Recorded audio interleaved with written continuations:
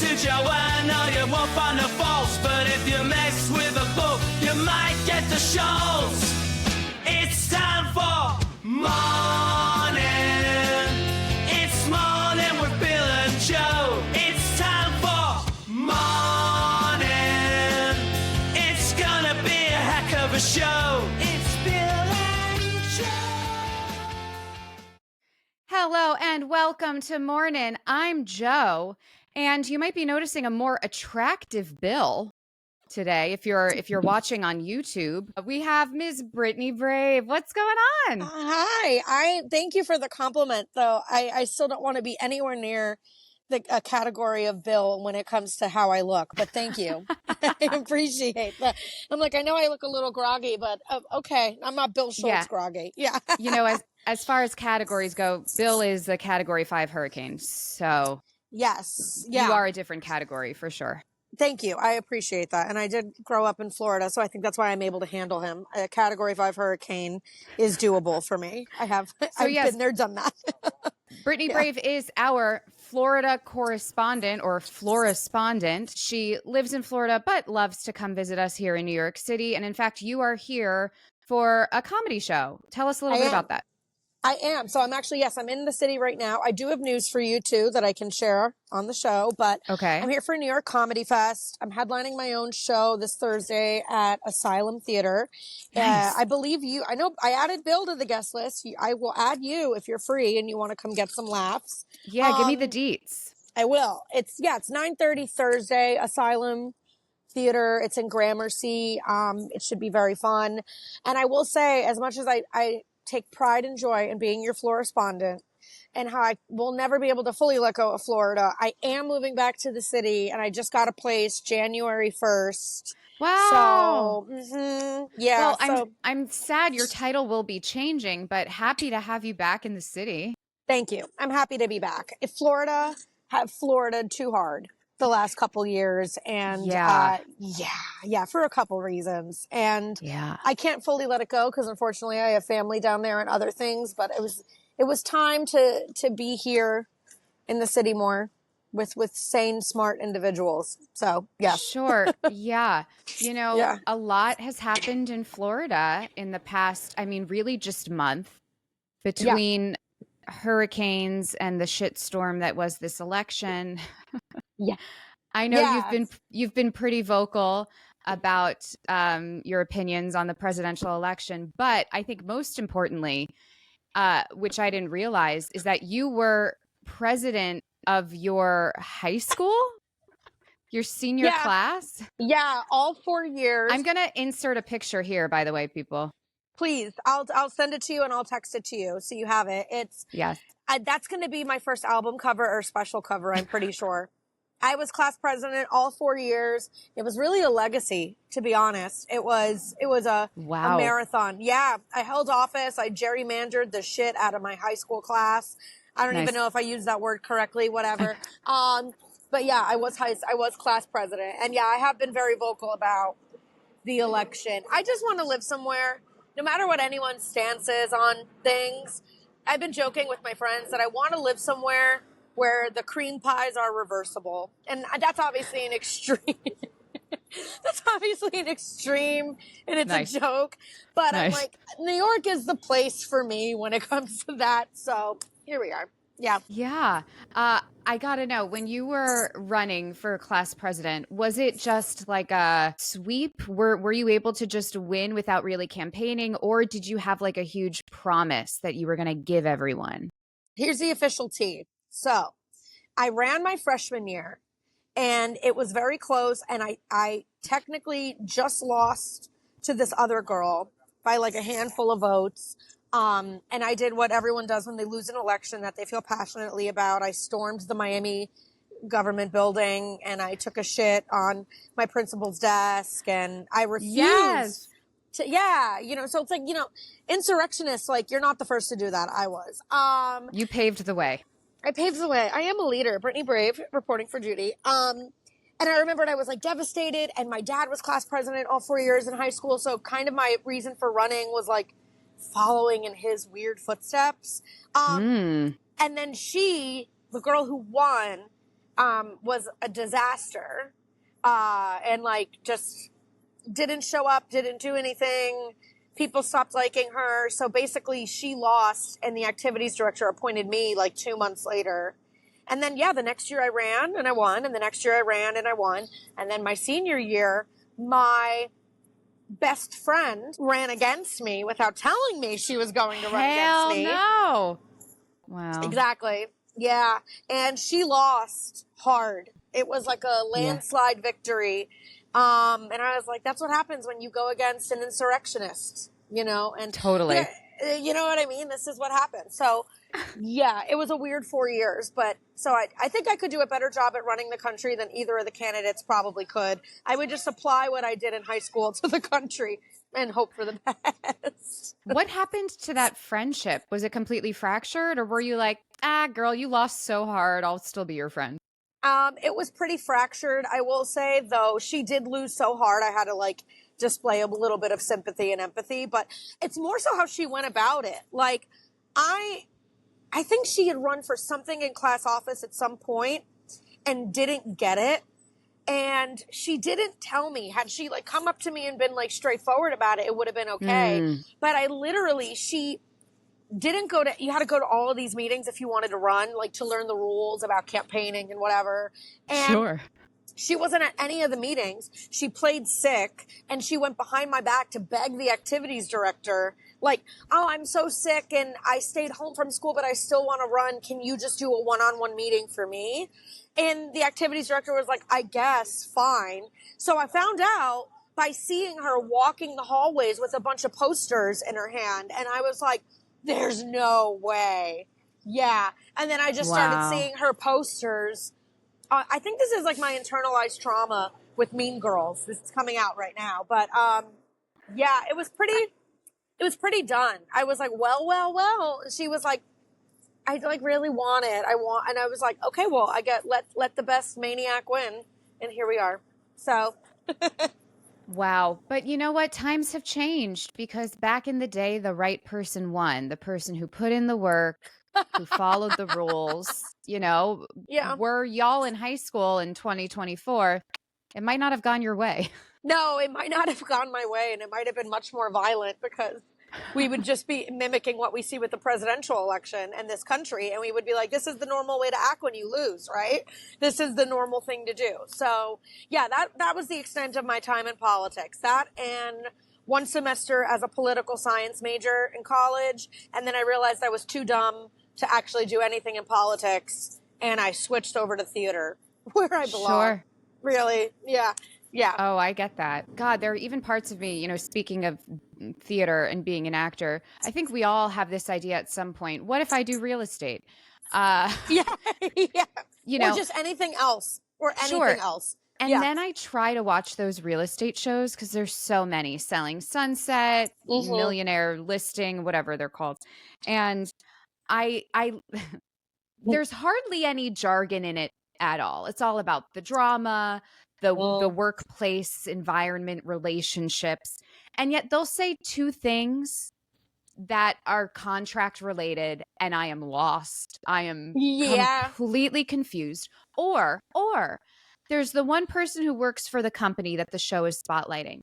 And then they meet another agent for a different company. There's the buyer's agent, the seller, and I'm like, how many are in a deal? I'm already so confused. I'm already confused, to be honest. Yeah, no, totally. I thought people just watched those shows for the drama and the shock value and the pettiness and the cattiness. So I can imagine when the jargon gets introduced, you're like, what? Yeah, that's what happened with me. This is a real estate show? Yeah, wait, this is a legitimate show where people go to reference real estate practices? I think not. But that's how I felt as a political science major. I don't know why. Maybe it was my time as high school class president that made me think I would want to be involved in politics in some way, shape. I actually thought I wanted to go to law school, and I looked at the size of the LSAT prep books, and I was disgusted. Before I even opened it, I was like, that's the prep book for the tests I have to take at the end of and they were like, yeah. And I was like, yeah, I don't like to read that much. That's it. So, yeah. So I stay on this. It's almost why too, even with this election, like, I can't fully argue with anybody. And I admit that because I'm like, I still don't really fully know what the fuck I'm talking about. I'm like, I can only argue with you up until a certain point. And then like people start getting into intricacies about the government. And I'm like, oh no, I don't know. Yeah. Well, you know what? I think you are misguided in thinking that they do actually know what they're talking about. Yeah, because that is true. Yeah. I think even the people at the very tippy top who hold these government jobs don't even know what they're talking about half the time. Yeah, I would agree. And I live in Miami now, and it's obviously like Latinos for Trump everywhere, like whatever, whoever's listening, whatever you stand. But like my biggest thing is like they don't, like, they literally send like broken links and like weird sketchy clips on IG, and I'm like, this isn't like a trusted news source. Not that any news source outside of Mornin with Bill and Joe is. That's the only It's the only trusted news source. But they're just like, I'm like, this is someone's blog. Like, this person doesn't know, and they're like, they're eating the pets. And I'm like, no, they're okay. Yeah. So it's like the blind leading the blind anytime I try to argue politics with anybody. Yeah. Yeah. Yeah. It is. It's so fascinating to me, especially, you know, when you're saying like Latinos for Trump, or, you know, these certain groups, marginalized groups, especially, who have zero in common with the man. Absolutely zero. And I don't know if it's a feeling of aspirational or like I truly don't know, but he gets so much support from people who will never be billionaires, you know, blue collar workers who have nothing in common with the man. And it has to be that idea of if I can wish it, I can have it. I don't know. It's so strange to me. It's bizarre to me too. I think it's Stockholm syndrome. Like, I think it's really like being in love with your kidnapper. Like, it's, and my God. You know, yeah. And I know this because it's like, I mean, you and Bill know a bit of my like relationship history. Like, I dated a couple abusive maniacs, particularly one for 3 years. And that's when I learned that term. When a friend was like, you have Stockholm syndrome. And I was like, what are you talking about? She's like, you're literally in love with the person who's ruining your life. Like, you're like blinded by like somebody who's like causing damage in every area of your life. And to make matters worse, has a beer gut and smokes American spirits. Like, none of it's good.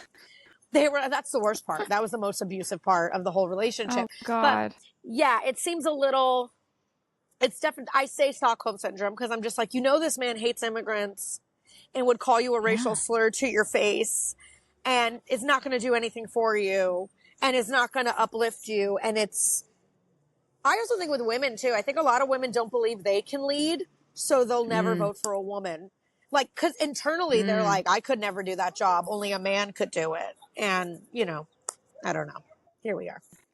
Here we are. Oh, it's got way more political than I had intended, but it's like on my mind. Like, so way to drag us down, Brittany. Jesus. Yeah. I could go talk about anything else. Let's talk about martinis. Let's talk about. Well, actually, this is such a fun story that I would love to get your take on. Yeah. Wait, where is this from? This is a Dear Prudence advice question published on slate.com. Help. My friend keeps bringing a poor person to our nights out. Ugh. Recently, my friend Amy made a new friend, Mary. She has made a few comments intimating she's upset that she hasn't been invited to some of our get-togethers. But she's in a very different financial bracket than the rest of us. The restaurants and events we choose to go to are pricey. I recently hosted a dinner party for my friends and their plus ones, and Amy brought Mary. I didn't want her at my house. We're not friends, and I don't enjoy her presence. Okay, well, now that's different from her just being poor. This is, these are two separate issues. Yeah, yeah. I'm hosting another dinner party for the holidays, and I know Amy will bring Mary. I do not invite people I don't want to be around to my parties. How do I politely tell Amy to stop bringing Mary? So the solution or the advice that was given, while you're certainly within your rights to not invite Mary to an event you're hosting, sending dinner party invitations with further instructions about who someone can invite as a plus one should be reserved for more extreme cases than this one. okay, we're talking about two different things. If you're having a birthday party, you're out at a restaurant, you know there's going to be a certain amount of money you have to spend. I get it. But a dinner party at your home where they don't have to spend money, that's not about that anymore. You just don't like the girl. You just don't like her. And it also is kind of gross. Like, I feel like as if she thinks that being poor is contagious. Like she's acting. She's like, I don't want her around because I'll catch her bad credit score if she's around. Oh, boy. Yeah. That's completely that's somebody who's like very concerned with like how they look to their friends. And listen, there's no other way to say it. Like the entire time you were reading that story, this person's a fucking asshole. Like it's just like, this is just like a nasty person. And I would probably argue like doesn't even like any of her actual friends in her friend group, just like having them around for her little social activities. But to not want her in your home when you're hosting a dinner party, I like how the whole time it was like, she's poor and can't afford what we do. And then all of a sudden, once all the pricey activities were done and it came down to just having people over at her home, she was like, fine, you caught me. I think she's a stupid bitch and I don't like her. It was never the money. Fine. Yeah. So crazy. I like to imagine that this poor bitch, she doesn't even want to hang out with this girl who's asking for this advice. Yeah. She's like, oh, this mean girl keeps inviting me to her stuff and I don't want to go. Yeah. So maybe I'll just sit there and like not really buy anything so I can dip whenever. And then she got branded as being poor. I don't know. Yeah. It's like, maybe, did you ever think, just going off of your vibe in this article, that maybe she was just having a bad time? Like she doesn't like Mary, Amy, Sarah, Stephanie, whoever the hell. Like that's also something. I mean, I know I have definitely like backed out of certain outings with friends and I've used money as an excuse. So this would be within the realm of like realistic. Like I've used money and my budget as an excuse when in reality I was like, this sounds awful and I would rather pluck all my eyelashes out individually than sit at this charcuterie making class with a bunch of girls or something, you know. I actually had like a couple of years ago, one of my high school best friends was getting married and she wanted me in the bridal party. And then when push came to shove, I didn't get picked as a bridesmaid. Okay. Don't know what happened there. Not sure I really care too much. I was like, whatever, saves me money, saves me time. But she still wanted me to go to all of the activities. She wanted me to go to like the bachelorette party. She wanted me to go to the bridal shower. She wanted me to go to all of these things. And I was very broke, like legitimately broke. I had to back out a month and a half before. And I was very honest with her. I was like, I'm so broke. Like, I'm in a weird time. I'm trying to be full-time with comedy. I'm not in a good spot. There's no way I could do this. I have to literally choose between seeing you get married or splitting sushi boats on a private, like the bachelorette party was getting like out of control. Oh God. And she like didn't respond. And then I sent another text like apologizing, didn't respond. It took a third text for her to finally get back to me. And she was like, yeah, I guess I get it, but I also want you to know I'm never going to forget this. And I was like, yeah. Wow. Imagine being that significant to someone. That's kind of sweet. That you are going to ruin her good time. I guess I'm going to ruin her good time. Yeah. Or what I thought is, I was like, I think you have the same problem I do in terms of money and you can't afford your own bachelorette party. Like my mom had said that. My mom goes, it sounds like she really needs you, not for you to be there for the good vibes, but maybe for you to be there to help split everything because it's getting out of control. And then I still went to the wedding because I was like, well, I don't want to like ruin the friendship and not see her get married. And it was probably one of the most awkward interactions of my whole life. Like, one of them, like, because all of her friends treated me the way the girl in this story is treating, like I showed up and they were like, oh, the poor one's here. Oh, like, oh, yeah. So, yeah, but honestly too, like she probably really didn't think about you much, or I would hope that on her wedding day, you were not the person she was thinking about the most, you know? I would hope so. Like she seemed happy to see me. Obviously it's the happiest day of her life or whatever. But it was the bridesmaids. It was that mean girl mentality. Like the bride, I was like, oh, I can already tell a ton of shit was talked about me. backing out a little last minute, being poor, whatever. They were the ones who made it very like, why is she still here? Yeah. And I was like, well, you know, I don't know. In my head, I didn't want to give fuel to the fire and not go to the wedding too. I was like, let me be the bigger person, even though I really can't even afford this. Let me just, but you know, so money can break up friendships, I guess. So. Oh, totally. Well, and I have a tip for anyone going on a bachelorette party. This I did for like 2 girlfriends, and I've seen it done elsewhere. It's essentially crowdsourcing to pay for everything, for drinks, for dinner, for activities. You do the little QR code and you post it on social media, or you post the Venmo link. And, you know, you say like, hey, buy the bride a drink, you know, Venmo us, buy her a shot, whatever. And so for the people who couldn't go on the trip, or, you know, are friends with them, but not super close and want to contribute, can throw some money. Well, for was it my sister's? I think we were in Austin, Texas.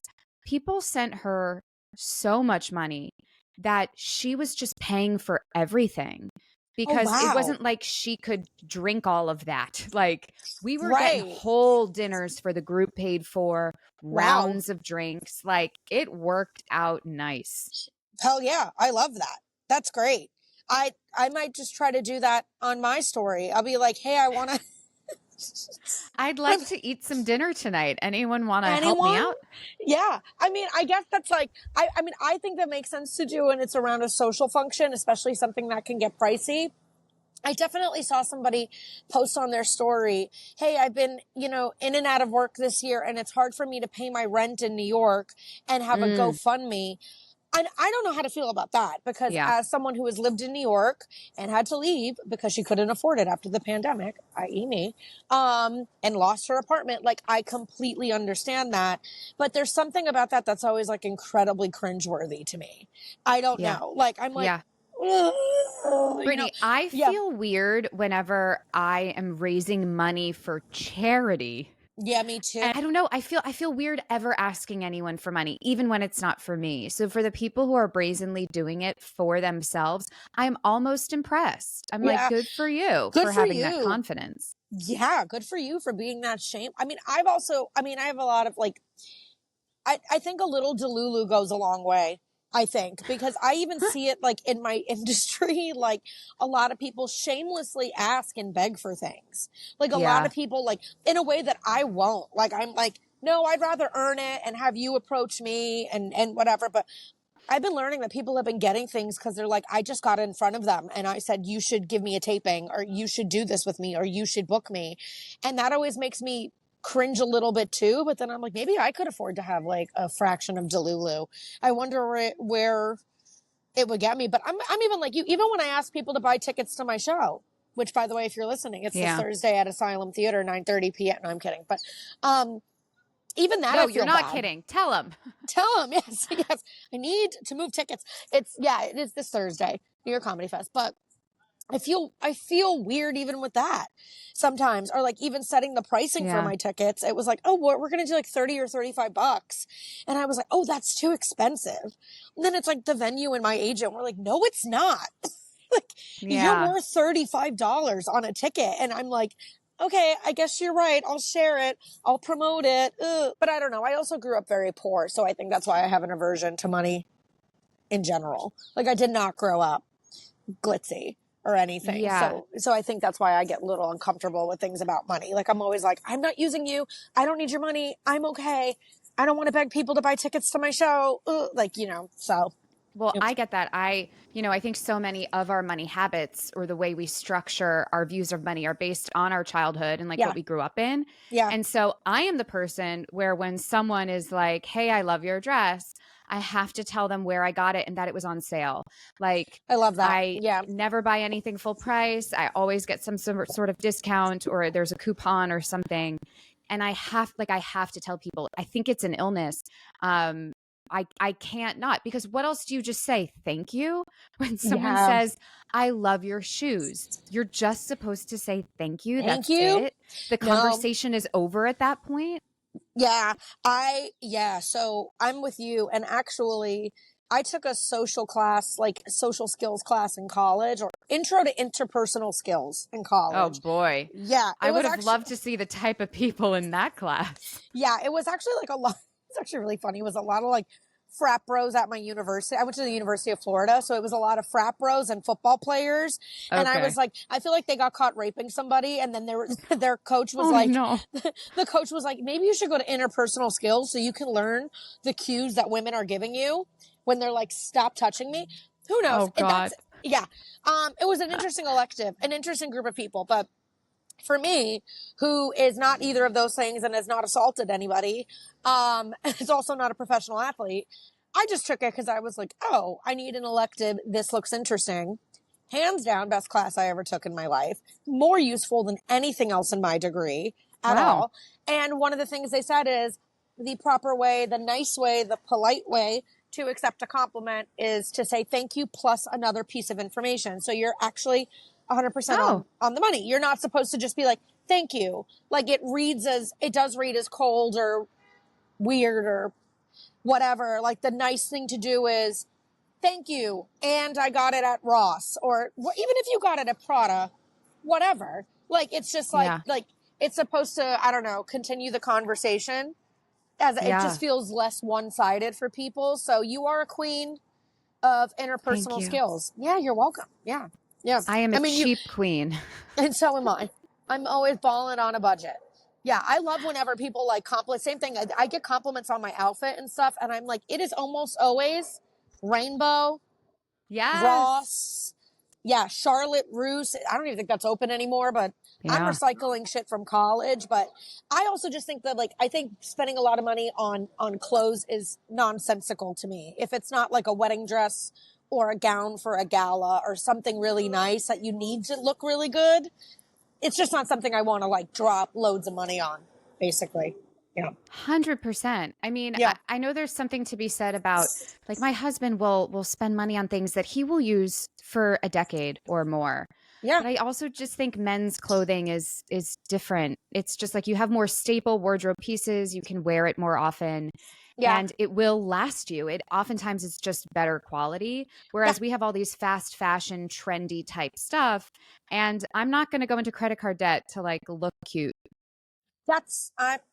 Listen, what I will say to that is I'm not going to do that again, is what I will say to that, because I did that in my 20s and it is kicking me in the ass now still at 33. I wish that they would create a debt relief program called I was a financially unstable moron in my 20s who wanted the approval of men who hated me.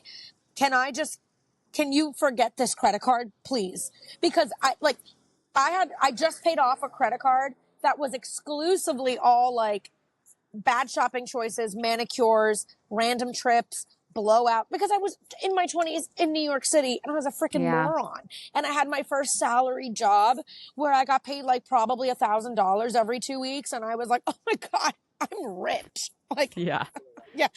This is amazing. So I'm with you there. Yeah. No more. Now at 33, I take free clothes from people. I'm actually raiding my mom's closet sometimes because she has a bunch of shit from the 70s and 80s and early 90s that she doesn't wear anymore. And I'm like, that's so cute. And she's like, you want that? And I'm like, yeah, those pants are adorable. So here we are. Yeah. Look at us growing up and learning the lessons. Yes. Growing up and learning the lessons that Bill has not. I am going to bust his balls so badly. You have no idea. You guys, here's what's so funny is that I had my debut in this play last night. It's a 3-person play. Crushed, Thank by you. The way. Not to cut you I'm off. on stage the entire hour and a half. It's it's a big undertaking and it's exhausting. Mm-hmm. And here I am, bright-eyed, bushy-tailed. You can't see my tail, but it's bushy. And Bill was not able to join us, but hopefully next week he will be back. Brittany, thank you so much for joining us this morning. Give us one more time your plugs. Tell us about this comedy fest, all the things. Yes, it's a part of the New York Comedy Festival. It's this Thursday. November 14th, Asylum, New York City, Asylum Theater, 9:30 show.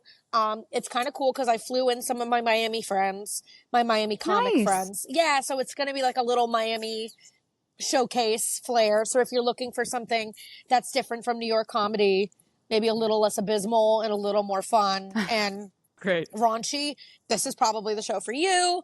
And yeah, I'm moving back, so I'll be around. And I want to see you in a frickin' Broadway play. Like, I want to see you. Hello. Yes. Yeah. You know, hopefully I'll keep working after this show. Fingers crossed. We'll see. You never know.